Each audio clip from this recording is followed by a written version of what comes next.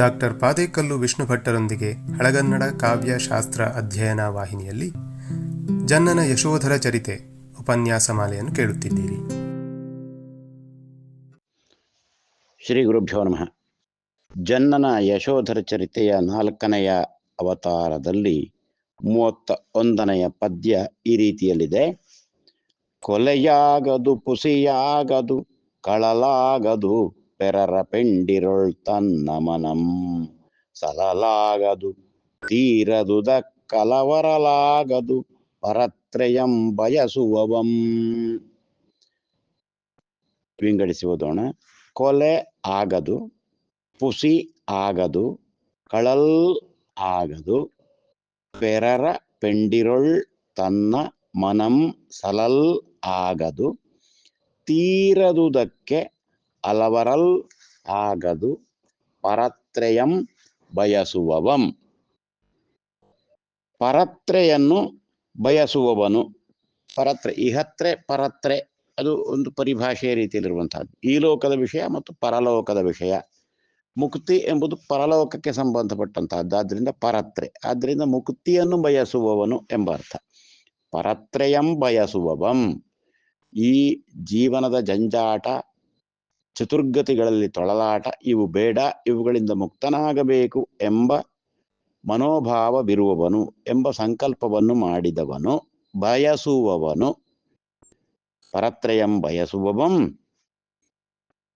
ಕೊಲೆ ಆಗದು, ಕೊಲೆ ಮಾಡಲಾಗದು ಎಂಬ ಅರ್ಥ. ಕೊಲೆ ಆಗದು, ಪುಸಿ ಆಡಲ್ ಆಗದು, ಪುಸಿ ಆಗದು, ಕಳಲ್ ಆಗದು, ಪೆರರ ಪೆಂಡಿರೊಳು ತನ್ನ ಮನಂ ಸಲಲ್ ಆಗದು, ತೀರದುದಕ್ಕೆ ಅಲವರಲ್ ಆಗದು ಎಂಬುದಾಗಿ ಆ ಜೈನ ಧರ್ಮದ ನಡತೆಗಳು ಹೇಗೆ ಮೋಕ್ಷ ಪ್ರಾಪ್ತಿಯಾಗುವುದಕ್ಕೆ ಈ ಜೀವನದಲ್ಲಿ ಮಾಡಬೇಕಾದಂತಹ ಕ್ರಮಗಳು, ವ್ರತಗಳನ್ನು ಹೇಳ್ತಾ ಇದ್ದಾನೆ. ಈ ಥರದ ವ್ರತ ಯಾವುದೆಲ್ಲ? ಕೊಲೆ ಆಗದು, ಪ್ರಾಣಿ ಹಿಂಸೆ ಆಗಲಿಕ್ಕಿಲ್ಲ ಅಂತ ಇನ್ನೊಂದು ಪ್ರಾಣಿಯನ್ನು ಕೊಲೆ ಮಾಡಬಾರದು. ಪುಸಿ ಆಗದು, ಸುಳ್ಳು ಹೇಳಬಾರದು ಎಂಬ ಅರ್ಥ. ಎಲ್ಲ ಧರ್ಮಗಳಲ್ಲಿಯೂ, ಹೆಚ್ಚಿನ ಎಲ್ಲ ಧರ್ಮಗಳಲ್ಲಿಯೂ ಹೇಳಿದಂತಹ ವಿಷಯಗಳೇ. ಸನ್ಮಾರ್ಗದಲ್ಲಿ ನಡೆಯುವಂಥವ ಹೀಗೆ ಎಂಬ ಸಾಮಾನ್ಯ ನಿಯಮಗಳು. ಕೊಲೆ ಆಗದು, ಪುಸಿ ಆಗದು, ಕಳಲ್ ಆಗದು. ಇಲ್ಲಿ ಕೊಲೆ ಆಗದು ಅಂದರೆ ಕೊಲೆ ಮಾಡಲ್ ಎಂಬುದನ್ನು ನೋಡಿ, ಕಳಲ್ ಕದ್ದುಕೊಳ್ಳಲು ಆಗದು ಅಂತ ಹೇಳಿದ್ದಾನೆ. ಹಾಗೆ ಕೊಲೆ ಆಗದು ಅಂತ ಹೇಳಿದ್ರೆ ಕೊಲೆ ಆಗುವುದಿಲ್ಲ, ಆಗದು ಆಗುವುದಿಲ್ಲ ಆ ಅರ್ಥ ಮಾತ್ರ ಅಲ್ಲ, ಕೊಲೆ ಮಾಡಲಾಗದು.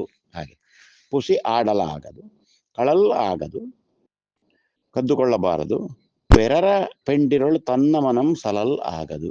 ಅನ್ಯ ಸ್ತ್ರೀಯನ್ನು ಬಯಸುವಂತಹದ್ದನ್ನು ಮಾಡಬಾರದು ಎಂಬ ಅರ್ಥ.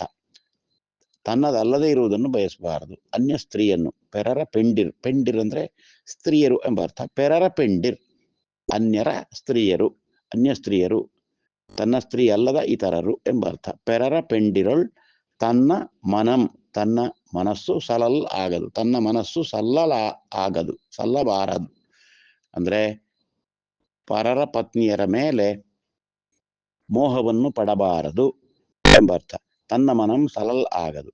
ಆಮೇಲೆ ತೀರದುದಕ್ಕೆ ಅಲವರಲ್ ಆಗದು. ತೀರದುದು ಸಾಧ್ಯವಾಗದೇ ಇರುವಂತಹದ್ದು ಎಂಬ ಅರ್ಥ. ತೀರ್ ಸಾಧ್ಯವಾಗು. ಈ ಧಾತು ಹೊಸಗನ್ನಡದಲ್ಲಿ ಇಲ್ಲ, ಬಳಕೆ ಬಹಳ ಕಡಿಮೆ ಬಳಕೆಯಲ್ಲಿದೆ. ತೀರದು ಎಂಬುದು ಹಳಗನ್ನಡದಲ್ಲಿ ಸ್ಪಷ್ಟವಾಗಿತ್ತು, ಧಾರಾಳವಾಗಿ ಬಳಕೆಯಲ್ಲಿತ್ತು ತೀರ್ ಅಂತೆಂಬುದು. ತುಳುವಿನಲ್ಲಿ ಆ ತೀರ್ ಎಂಬುದು ರೂಢಿಯಲ್ಲಿಯೇ ಇದೆ. ಎಂಕ ತೀರ ಅಂದ್ರೆ ನನಗೆ ಮಾಡಲಾಗದು, ಮಾಡಲಿಕ್ಕೆ ಸಾಧ್ಯ ಇಲ್ಲ ಎಂಬ ಅರ್ಥ. ನಿಕ್ಕು ತೀರುವೋ, ನಿನಗೆ ಸಾಧ್ಯವೋ, ಈ ಕೆಲಸವನ್ನು ಮಾಡಲು ಸಾಧ್ಯವೇ, ನಿಕ್ಕು ತೀರುವೋ, ನಿಕ್ಕು ಅಂದ್ರೆ ನಿನಗೆ ಎಂಬ ಅರ್ಥ. ನಿನಗೆ ಸಾಧ್ಯವೇ, ಈ ತರದ ಪ್ರಶ್ನೆ ಈ ರೂಢಿಯ ಮಾತಿನಲ್ಲೇ ಇದೆ ಎಂಬ ಅರ್ಥ. ಹೇಳಿ ತೀರದು, ಈ ತರದ ಪ್ರಯೋಗಗಳು ಕೆಲವು ಕನ್ನಡದಲ್ಲಿಯೂ ಬಳಕೆ ಉಂಟು. ಹೇಳಿ ತೀರದು ಅಂದ್ರೆ ಹೇಳಿ ಮುಗಿಯದು ಎಂಬ ಅರ್ಥ. ಅಲ್ಲಿ ಹೇಳಲು ಸಾಧ್ಯವಾಗದು ಎಂಬ ಅರ್ಥವನ್ನು ನಾವು ಮಾಡಿಕೊಳ್ಳಬಹುದೇನೋ. ತೀರದುದಕ್ಕೆ ಅಲವರಲ್ ಆಗದು, ಪರತ್ರಯಂ ಬಯಸುವವಂ.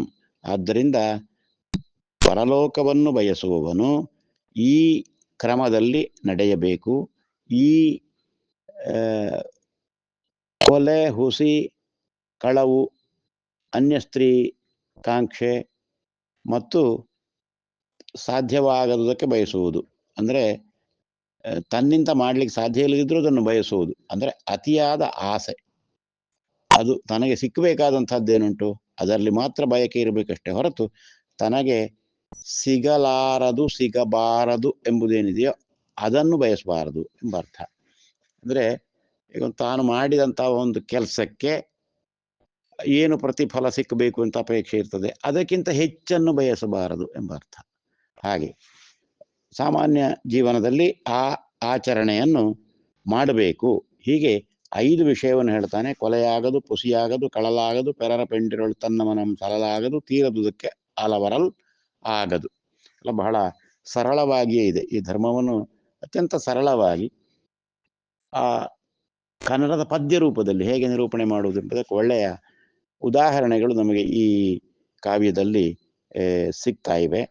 ಇದು ಪರತ್ರವನ್ನು ಬಯಸುವವನ ಮಾರ್ಗ, ಅವನ ಜೀವನ ವ್ರತ ಎಂಬುದಾಗಿ ಹೇಳ್ತಾನೆ. ಇದು ಯಾರು ಹೇಳಿದ್ದು ಅಂತ ಕೇಳಿದರೆ ಅಲ್ಲಿ ಇದೆಲ್ಲ ಆಗಮಂ ತದ್ವಚನಂ, ಆ ಮುಕ್ತನಾದಂಥವನು ತೋರಿಸಿದಂಥ ಮಾರ್ಗ, ಆ ಮಾರ್ಗವೇ ಇದು ಎಂಬುದಾಗಿ ಅಕಂಪನ ಮುನಿಗಳು ಚಂಡಕರ್ಮನಿಗೆ ಹೇಳ್ತಾ ಇದ್ದಾರೆ.